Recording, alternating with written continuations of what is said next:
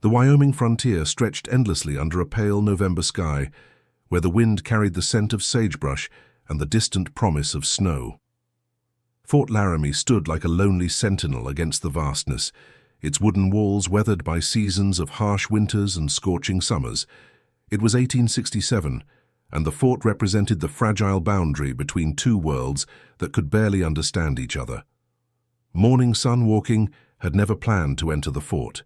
At 23 winters, she had learned to keep her distance from the blue-coated soldiers who patrolled the edges of Cheyenne territory. Her people, the Sisters, had watched their hunting grounds shrink with each passing year, the buffalo herds dwindling as wagon trains carved deeper scars across the plains. Yet here she stood, wrapped in an elk-hide robe against the November chill, her breath forming small clouds in the cold air as she clutched a bundle of beaded moccasins her aunt had crafted for trade. The trading post inside the fort was a cramped building that smelled of tobacco, leather, and something else she couldn't quite name. Perhaps loneliness, perhaps desperation. White traders rarely offered fair exchanges, but winter was coming, and her family needed metal cooking pots and wool blankets that could withstand the brutal cold that would soon descend upon the plains. She didn't notice him at first. Lieutenant James Brennan stood near the back of the trading post, half hidden behind stacks of crates, writing in a leather-bound journal. He was 26, tall and lean from months of frontier duty, with dark hair that fell slightly over his forehead when he leaned forward to write. Unlike many of his fellow soldiers who spent their evenings drinking and playing cards, James used his spare moments to write letters home to Massachusetts, letters that described the vast landscape, the impossible distances, the way the sunset painted the mountains in shades of copper and gold. Their eyes met by accident. Morning Sun Walking turned from the counter, where a gruff trader was inspecting her moccasins with dismissive grunts, and she found herself looking directly at the soldier with the journal. For a moment, neither moved. There was no recognition of love at first sight, no dramatic spark. Instead, there was something quieter, a mutual curiosity, a sense of recognition that went beyond words. James saw in her face an intelligence and dignity that challenged every crude assumption he'd heard his fellow soldiers make about the native people. Morning Sun Walking saw in his expression something she rarely encountered among the soldiers, a genuine interest rather than contempt or lust. The moment passed. The trader offered her an insultingly low price for the moccasins, and she accepted because she had no choice. As she turned to leave, she caught the soldier watching her again, and this time he did something unexpected. He nodded, a small gesture of respect, and she found herself returning it before stepping back into the cold afternoon. James Brennan couldn't explain why he followed her out of the trading post. Professional duty required him to maintain his distance from the Cheyenne people, especially now when tensions ran high after yet another broken treaty. But something in her bearing, in the quiet strength she carried despite the trader's dismissive treatment, compelled him to act. She was already 20 paces from the fort gates when he called out, his voice uncertain in the wind. Ma'am. Morning Sun Walking turned, her dark eyes wary. Few soldiers addressed her people with even the pretense of courtesy. Her hand moved instinctively to the knife at her belt, not in threat but in preparedness. James approached slowly, raising his empty hands. "I saw what happened in there," he said, then realized she might not understand English. But she did understand. Years of trading and necessity had taught her the invaders' language, though she rarely let them know it. "The trader cheated you," James continued, his voice low enough that the sentries at the gate wouldn't hear. "Those moccasins were worth twice what he paid. I've seen soldiers pay more for work half as fine." Morning Sun Walking studied him for a long moment. "Why do you tell me this?" she asked in careful English, her accent marking each word with the musical cadence of her native tongue. The question caught James off guard. Why was he telling her? What did he hope to accomplish? "Because it wasn't right," he finally said, "and because I wanted you to know that not all of us are like that." She almost smiled at his naivete. "Your wanting does not change what is," she replied. "The trader gives what he gives. My people need blankets. This is the way things are." "It doesn't have to be," James heard himself say, and immediately felt foolish. What could he, a single lieutenant on the frontier, possibly do to change the vast machinery of westward expansion, of treaty breaking and land grabbing. But Morning Sun Walking didn't mock him. Instead, she tilted her head slightly, considering. "You write in your book," she observed. "I saw you. You write about this place." "Letters," James admitted, "to my family back east. I try to help them understand what it's like out here." "And can they understand?" she asked, a hint of challenge in her voice. James shook his head slowly. "Probably not. How can I describe this sky, these distances, to people who've never left Boston?" For the first time, Morning Sun Walking's expression softened slightly. "My grandmother says the same thing about the young ones. How can we teach them what the land was like before, when they have only known it as it is now?"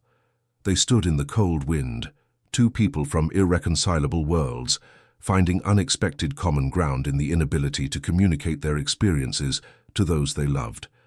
The moment stretched, and James knew he should return to his duties. But instead, he found himself asking, "Do you come to trade often?" Morning Sun Walking's wariness returned. "When we must," she said carefully.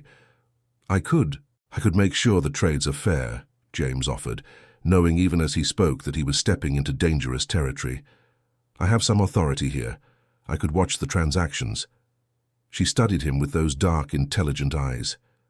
"Why would you do this?" James had no good answer, or rather he had too many answers, none of which he could articulate properly.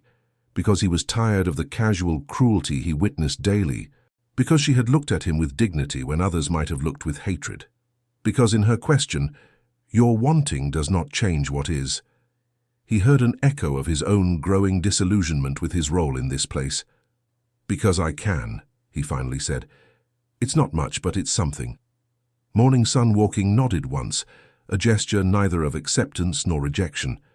Then she pulled something from the pouch at her belt, a small piece of folded birch bark, pressed smooth and thin. "If you write letters," she said, "perhaps you should write one that speaks truth about my people, not the stories your soldiers tell." She pressed the bark into his hand and turned away, walking toward where her horse waited beyond the fort's shadow. James watched her go, feeling the texture of the birch bark against his palm, aware that something had shifted in the cold afternoon air. That evening, in his cramped quarters that he shared with 3 other officers, James unfolded the birch bark. On it, drawn with what must have been berry juice or charcoal, was a simple image, a morning sun rising over mountains. It was her name, he realized, Morning Sun Walking. She had given him her name in the only way she could without speaking it aloud, respecting her people's customs about names and strangers. He took out his writing materials and began a new letter. But this one wasn't addressed to his family in Massachusetts. This one, he realized with a mixture of excitement and trepidation, was meant for someone much closer, someone who might never read it, who might not want to read it. But he wrote anyway, trying to find words for the feeling that had settled in his chest when their eyes had met in the trading post. The next morning, James sought out the post trader, and using his rank with more authority than he usually wielded, made it clear that certain standards would be expected in future transactions with the Cheyenne. The trader grumbled but complied. Officers were officers, and James was the fort commander's nephew, a fact that carried weight even on the frontier.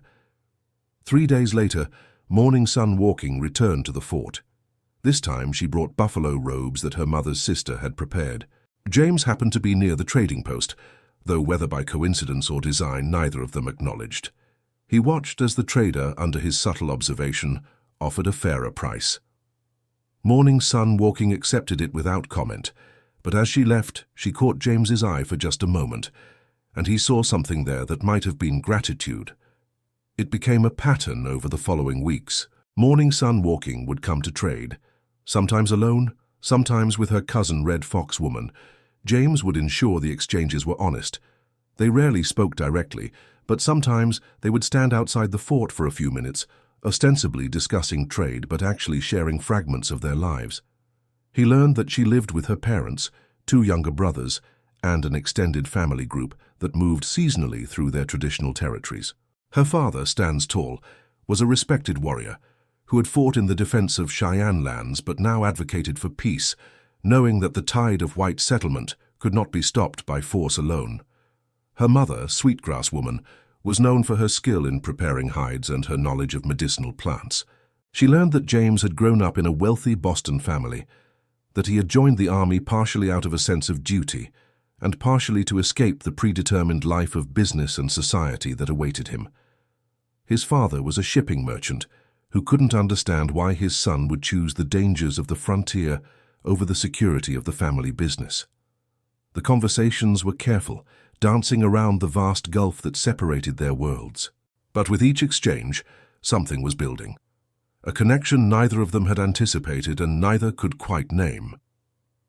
In mid-December, when the first real snow began to fall, James did something that surprised even himself. He left a package with the sutler, with instructions that it be given to Morning Sun Walking when she next came to trade.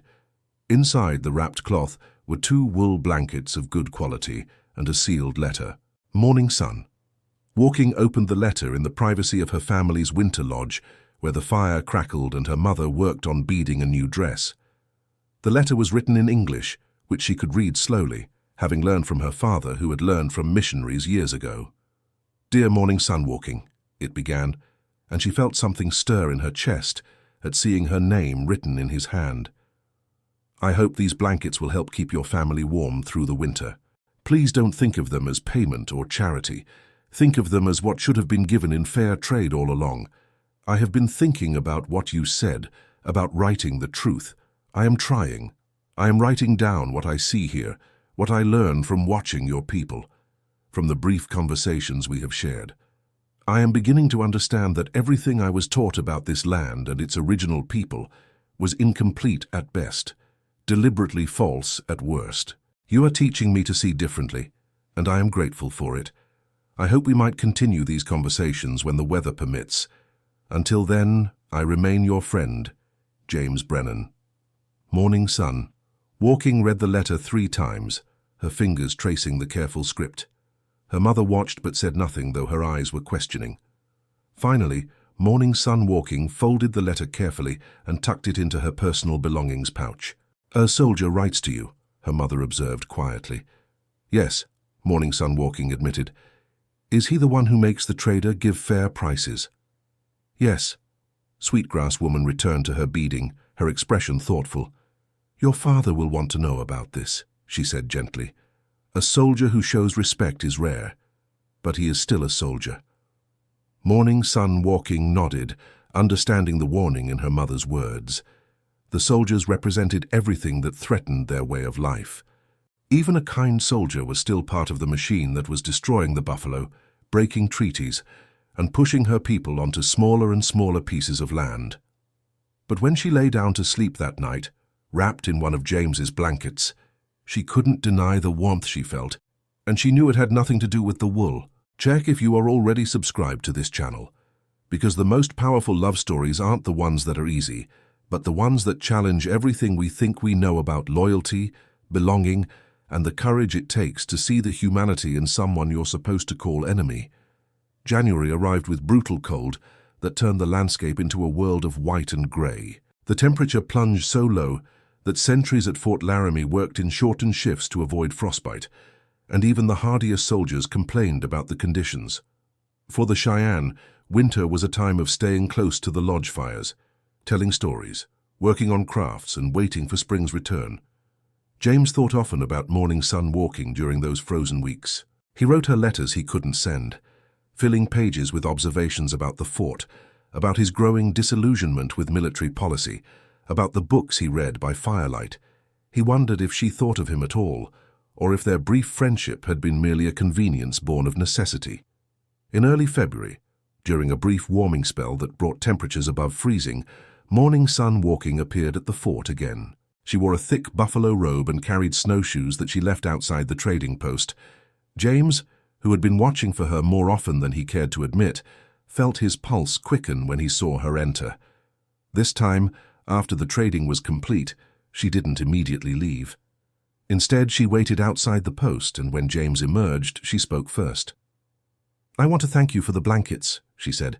"They were well made. My family appreciated them." "I'm glad they helped," James replied, trying to sound casual, despite the fact that he'd been hoping for this moment for weeks. "I read your letter many times," she continued, her breath forming clouds in the cold air. "You write well, better than most soldiers who visit our camps." James felt a flush of pleasure at the compliment. "You've had soldiers visit your camps?" "Sometimes. When they want to negotiate, or when they're lost." Her expression turned wry. "Usually they speak loudly and slowly, as if we are children who cannot understand. They don't realize many of us speak English better than they think." "I'm trying to learn Cheyenne," James admitted, the words tumbling out before he could stop them. "I asked one of the scouts to teach me some phrases. It's difficult. The sounds are different from anything I know." Morning Sun Walking's eyebrows rose slightly, the first real surprise he'd seen her show. "You are learning our language?" "Badly," James said with a self-deprecating smile. "I can say hello, thank you, and ask where the water is. Not very useful for actual conversation." For the first time, Morning Sun Walking laughed. A soft, genuine sound that made James's heart skip. "Those are good starting words," she said. "Better than most soldiers manage." They walked slowly along the edge of the fort's perimeter, staying visible enough to avoid suspicion, but far enough from others to talk privately. The February sun was weak but welcome after weeks of bitter cold. "Tell me about your family," James asked. "You mentioned your father advocates for peace. That must be difficult." Morning Sun Walking's expression grew serious. "My father has seen what war brings. He fought when he was young, defended our lands with honor. But he's also watched other tribes, the Arapaho, the Sioux, fight battles they couldn't win. He believes we must find a way to keep our culture alive, even as the world around us changes." Not everyone agrees with him. "What do you believe?" James asked quietly. She was silent for a long moment, watching the wind move across the snow. "I believe my father is wise, but I also believe that some things cannot be preserved only by yielding. There must be a balance, knowing when to bend and when to stand firm. It's the hardest thing, finding that balance." James heard in her words an echo of his own struggles. "I understand that," he said. "I came west, thinking I would serve my country honorably, help bring civilization to the frontier. Now I see that civilization often means destroying what was already here. I don't know how to be both a good soldier and a good man." Morning Sun Walking looked at him with those penetrating dark eyes. "Maybe you cannot be both," she said gently. "Maybe that is the choice you will have to make." The truth of her words settled between them like the cold air. James knew she was right, but he wasn't ready to face that choice yet. "Will you teach me more of your language?" he asked, changing the subject. "Properly, I mean. More than just a few phrases." She hesitated. "Why do you want to learn?" "Because I want to understand your people better," James said honestly. "And because I want to be able to speak with you in words that are yours, not just mine." Morning Sun Walking studied him for a long moment, weighing something in her mind. Finally she nodded. "I will teach you, but not here at the fort. The other soldiers would make it into something cheap, something to laugh about. There is a place, 2 miles north along the creek, where the cottonwoods grow thick. Do you know it?" James nodded. He'd ridden past it on patrol. "In 3 days, when the sun is highest, I will be there. If you come, I will teach you. But you must come alone, and you must tell no one." "I'll be there," James promised.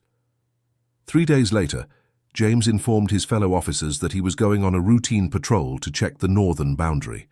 It wasn't entirely a lie. The area did need regular monitoring, but his true purpose had nothing to do with military duty. He found the cottonwood grove easily, its bare branches stark against the winter sky.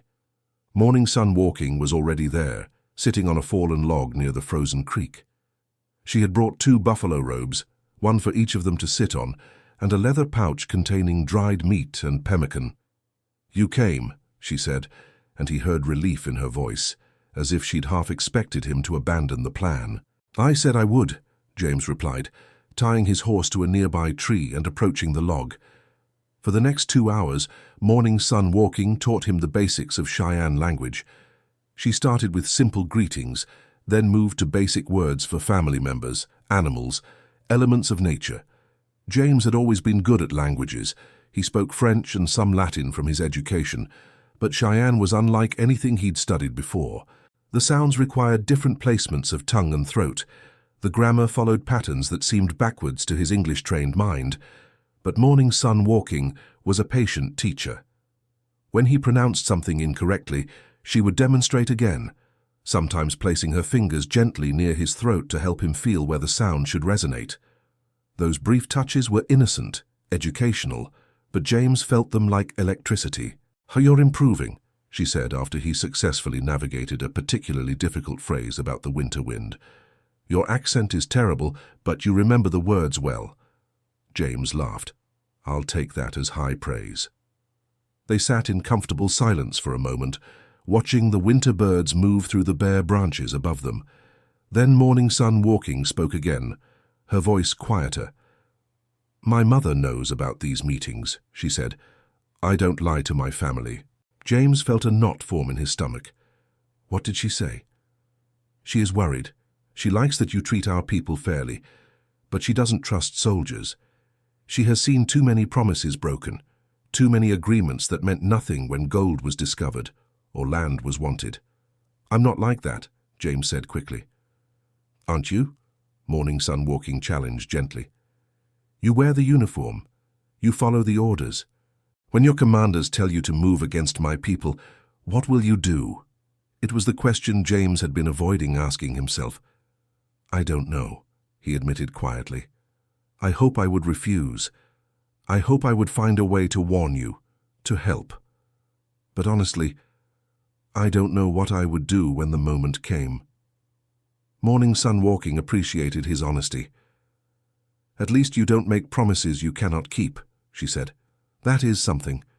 As winter slowly gave way to early spring, their meetings in the cottonwood grove became a regular occurrence. Twice a week, weather permitting, James would ride out on patrol and spend 2 hours learning language and, increasingly, learning about Cheyenne culture and worldview. Morning Sun Walking taught him about the sacred nature of the 4 directions, about the importance of harmony with the natural world, about the complex kinship systems that governed Cheyenne society. In return, James shared stories of his life in Boston, described the ocean that Morning Sun Walking had never seen, talked about the books and ideas that had shaped his thinking. He told her about philosophers who wrote about human rights and dignity, about poets who celebrated nature and individual freedom. They were, both of them acutely aware, building something dangerous. Not yet a romance. They were both too careful for that, too aware of the impossibility of their situations. But a genuine friendship was forming, one that crossed every boundary their respective worlds had erected. In late March, James brought Morning Sun Walking a gift, a blank journal bound in leather, with good paper and a pencil wrapped in cloth to protect it. "You should write too," he said. "Your stories, your observations, maybe in Cheyenne or in English or both. But they should be written down." Morning Sun. Walking held the journal carefully, her fingers tracing the smooth leather cover. "My people remember our stories differently than yours do," she said. "We carry them in memory, in song, in the designs we paint and bead. Writing them down, it makes them fixed, unable to change and grow." "I understand," James said. "But the world is changing. Maybe having both ways of remembering is important now. The old ways and the new ones together." She looked up at him, and he saw something in her eyes that made his breath catch. "You're changing me," she said softly. "The way I think about things, the way I see possibilities." "You're changing me too," James admitted. "I can't go back to seeing the world the way I did before I met you." They stood close together in the spring afternoon, the cottonwood buds just beginning to swell with the promise of leaves. James reached out slowly, giving her time to step back if she wanted, and took her hand in his. Her fingers were strong and calloused from work, warm despite the cool air.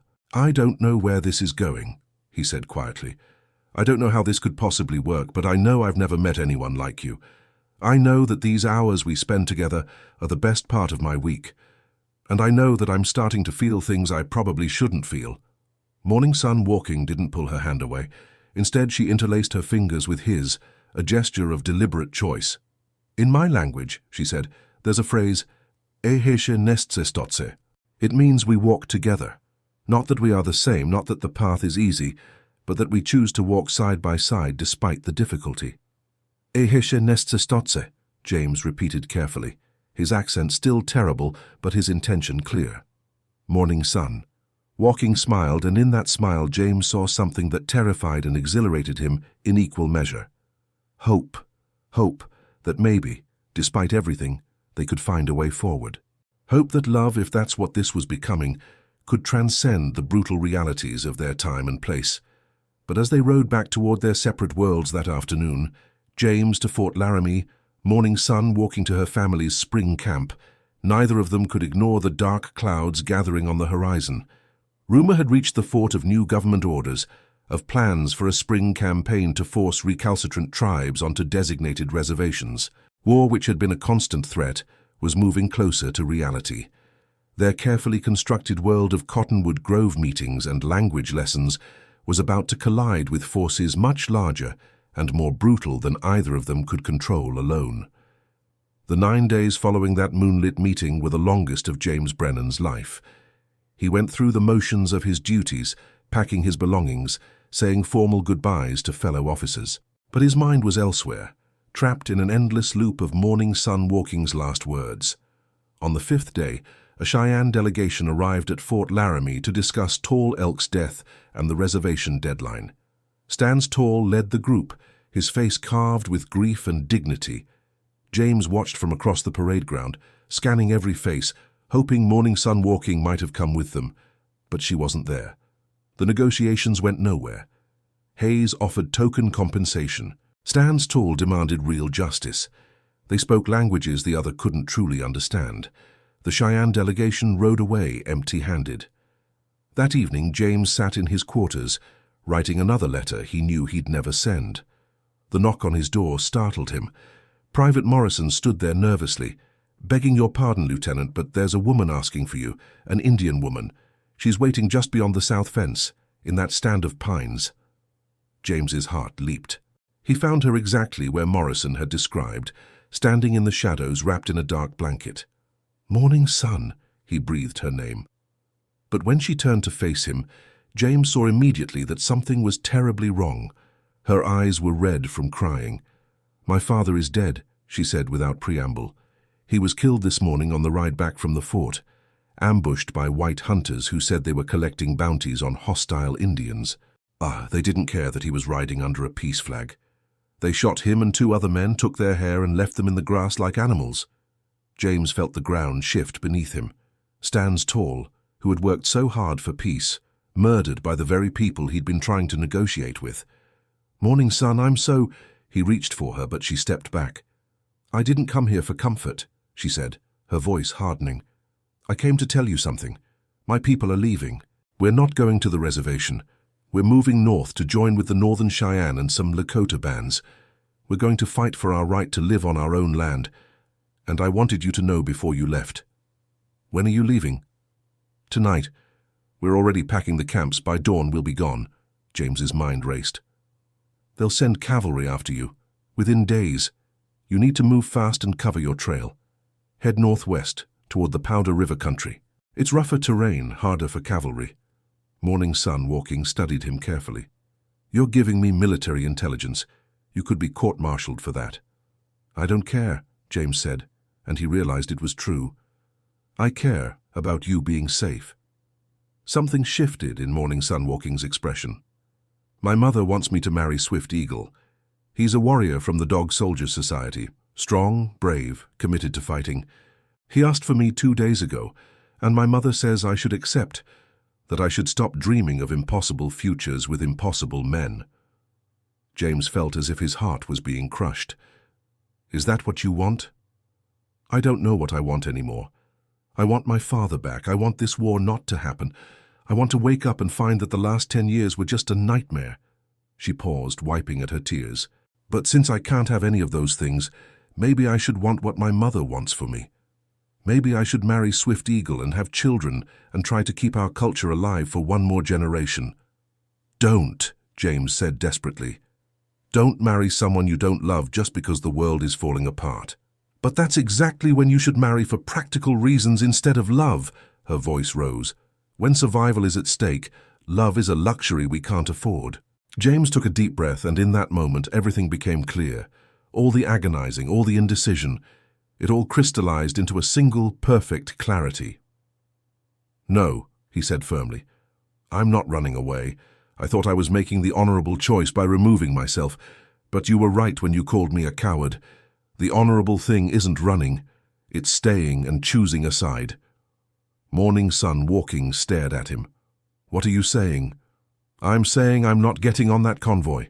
I'm saying I'm going to resign my commission tonight and leave the fort. And I'm saying that if you'll have me, if your people will accept me, I want to come with you. I want to help however I can. And more than anything, I want to be where you are. They'll call you a deserter, they'll hunt you, if they catch you, they'll execute you. I know. My people may not trust you. Some may want to kill you just for being white. I know. You'd be giving up everything. Your family, your future, the entire life you were born into." James stepped closer, taking her hands. "For you, for the chance to be with you, to stand beside you. You asked me what honor looks like. I'm finally ready to show you." Morning Sun, walking, searched his face. "If you come with us, there's no going back. Ever. You understand that? The bridge has been burning since the moment I met you. I've just been too scared to admit it." For a long moment, she didn't speak. Then, quietly, "My mother will think I've lost my mind. Swift Eagle will be furious. The warrior societies will debate whether to accept you or kill you." "But what do you think?" James asked. "Not your mother, not Swift Eagle. You." Morning Sun, walking, smiled through her tears. "I think you're absolutely crazy. I think this is the worst idea anyone has ever had. I think we're both going to regret this when we're starving in the mountains with cavalry hunting us. And I think I love you more than I ever thought possible. And I think if we're going to be crazy, we might as well be crazy together." They made their plans quickly. James would spend the night gathering supplies: horses, rifles, ammunition, medical supplies. Just before dawn, he'd leave through a back gate. He'd ride northwest to a specified meeting point. "You need to know. If you do this, you become Cheyenne, not just in name, but in truth. You'll have to learn our ways, accept our customs, live by our values. Can you do that? Teach me. I want to be part of your world completely." As dawn lightened the sky, James loaded his pack horses and made his way to the little-used back gate. His hands shook as he opened the latch. This was it, the point of no return. James Brennan rode through the gate into the dawn, leaving all those identities behind, riding toward an uncertain future with nothing but hope, love, and the belief that sometimes the bravest thing you can do is choose the harder path. The first year of their marriage existed in constant motion and perpetual vigilance. The combined Cheyenne and Lakota bands moved through the mountains like water, never staying long enough for the army to pin them down. James used his knowledge of military tactics to help plan routes and anticipate army movements. The small victories were real. The bands successfully evaded 2 major cavalry sweeps. They disrupted supply lines, captured weapons, but James knew these were temporary successes. Morning Sun, walking, became pregnant in early autumn. The news brought James a joy so profound it frightened him. In the midst of war and uncertainty, they were creating new life. But that joy was tempered by fear. "Our people have always had children during difficult times," Morning Sun, walking, told him. "If we waited for perfect circumstances, we would have stopped having children generations ago. Life continues, veho eveho queso. That's how we survive." Winter was brutal. Food grew scarce as the buffalo herds proved smaller than hoped. In late February, during a fierce blizzard, Morning Sun, walking, went into labor. Sweetgrass Woman and Red Fox Woman attended her, while James paced outside. When he was finally allowed in and saw Morning Sun, walking, holding their daughter, all guilt evaporated into pure wonder. The baby was perfect. "She needs a name," Morning Sun, walking, said tiredly. James knew what she should be called. Navajo, bridge between. Because that's what she is, proof that love and life can exist even in the midst of conflict. Morning Sun. Walking smiled. Navajo-Motahi. Yes, it's perfect. Spring brought renewed conflict. In late April, cavalry caught a smaller Cheyenne band at Deer Creek. 43 people were massacred, men, women, children shot while fleeing. James listened to the survivor accounts with horror that went soul-deep. These were his former comrades committing these atrocities. He wrote everything down in his journal, documenting the testimony, the names of the dead. Someone had to record the truth. The massacre at Deer Creek broke something in the tribe's resistance. The council convened, and the debate was bitter. Some argued for continued resistance. Others, exhausted and grieving, began to speak of surrender. The Cheyenne decided to send a delegation to Fort Laramie. Morning Sun Walking insisted on going to ensure accurate translation. James would stay with their daughter. Before she left, Morning Sun Walking made James promise, "If negotiations fail, if they attack our camp, you take Navajo-Motahi east, back to Boston. Give her a future we can't." Through tears, James promised. The delegation returned after 5 days. They offered nothing, Morning Sun Walking said flatly. No better land, no protection, barely enough supplies. They said, if we don't accept by autumn, they'll hunt down every last one of us. Many stars died during the return journey, his old heart giving out. The tribe fractured.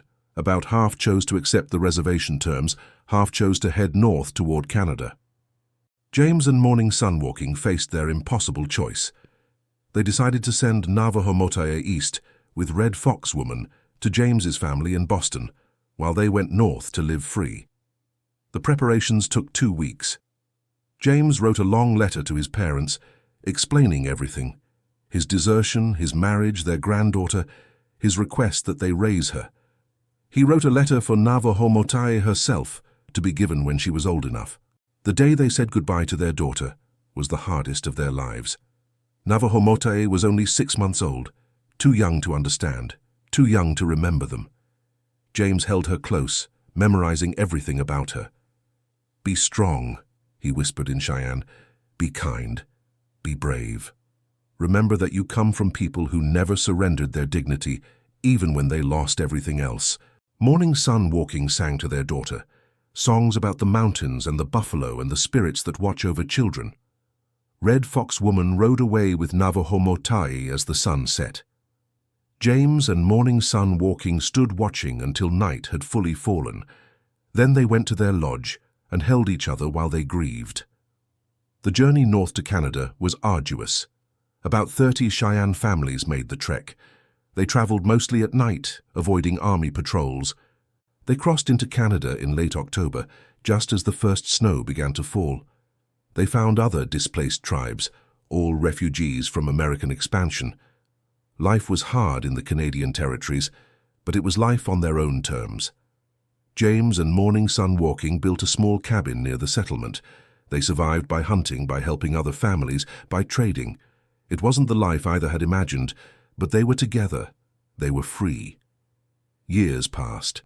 James turned his journals into a formal manuscript, documenting everything he'd witnessed about Cheyenne life and the unjust war. He sent copies to publishers back east through intermediaries. In 1873, a small New York press published it as Letters from the Frontier, a Soldier's Testament.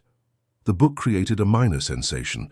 The book's publication had an unexpected consequence. James's family in Boston read it and recognized their son's voice. They sent a letter through the publisher. The letter was from his mother, and it brought news Navajo-Motahi, they called her Naomi, was healthy, intelligent, growing up surrounded by love. She attended good schools. She knew who her parents were, and she wanted to see them. It took nearly a year to arrange. James's family used their connections to secure a discreet pardon for James's desertion. In spring 1874, James and Morning Sun Walking traveled to Boston. The reunion with their 7-year-old daughter happened in James's childhood home. Naomi was dressed in expensive Eastern clothing, but wore around her neck the protective amulet Morning Sun Walking had sent with her. She looked at her parents with curiosity at first, but when Morning Sun Walking began to sing the same Cheyenne lullaby she'd sung 7 years ago, Naomi's face lit up with recognition. "I remember that song," she said. Red Fox Woman used to sing it to me. She said my mother sang it best. They sat together in an ornate parlor, worlds away from buffalo grass and pine smoke. Morning Sun Walking told stories about Cheyenne life. Naomi asked endless questions. They stayed 3 months. James's family fell in love with Morning Sun Walking. Naomi flourished with her parents present. When it came time to make decisions about the future, they sat down as a family and talked. "I want Naomi to stay here for school," Morning Sun Walking said, though James could hear the pain. "The education she can get here will give her opportunities she'd never have in Canada." "But I want to know you," Naomi said. "I want to learn about being Cheyenne." They reached a compromise. Naomi would continue living in Boston during the school year, but spend every summer in Canada with James and Morning Sun Walking, learning about her heritage. It wasn't perfect, but it was more than they'd had. As years went on, James's book gained wider readership. More people began questioning Indian policies. It didn't change policy overnight, but it contributed to a slowly shifting conversation. Morning Sun Walking became known in their Canadian settlement as a storyteller and keeper of traditions. She and James grew old together, watching Naomi grow up in letters and summer visits. In 1891, as both their health began to fail, they made one final journey to Boston. Naomi, now 24 with a husband and baby daughter, welcomed them. James sat holding his granddaughter, a child who would grow up knowing both her heritages, and he thought about the journey that had brought him here. "Was it worth it?" Naomi asked him one evening. "Everything you gave up, everything you went through?" James thought carefully. "The cost was high. I lost my family for years, though I'm grateful we eventually reconciled. I lost my career, my country in some ways. You and your mother paid costs too. So much suffering, so much loss." He paused. "But I also gained everything that matters. I learned to see the world through different eyes. I found love with the most extraordinary woman I've ever known. I was part of something larger than myself, and I helped create you, a bridge between worlds exactly as we named you. So yes, Naomi, it was worth it. Every difficult moment, every sacrifice, every tear, it was all worth it." Morning Sun Walking died in 1893, peacefully in her sleep while visiting Boston. She was buried in a cemetery outside the city, her grave marked with both Christian symbols and Cheyenne ones. James outlived her by 2 years. His last journal entry, written just days before his death in 1895, read, "To whoever finds these writings, I have tried to tell the truth as I understood it. I have tried to honor a people who deserved better than they received from my country. I have tried to show that love and understanding can bridge any divide, though the bridges we build may be fragile and the crossing difficult. My greatest achievement was not my military service or my writings, but choosing love over duty, truth over comfort, and building a life with a woman who taught me what courage really means. I hope these words survive as a testament to her people, to our love, and to the possibility of seeing beyond the walls we build between ourselves and those we call other." If you've watched this far, it's because you loved this story. Leave a comment saying, "I watched this far," so I can get to know you and know who really likes the stories on this channel. And if this story of impossible love, cultural bridge building, and the courage to choose your own path moved you, please hit that like button. Share this video with someone who believes in the power of love to overcome even the most insurmountable obstacles. Because stories like this, true stories of real people who chose love and justice over comfort and conformity, these are the stories we most need to remember. Subscribe to the channel for more true stories that challenge us, inspire us, and remind us of our shared humanity. Every story I share is carefully researched and told with respect for the real people whose lives are documented here. Until next time, may you have the courage to love across boundaries, the strength to stand for what's right, and the wisdom to know that the hardest paths sometimes lead to the most meaningful destinations.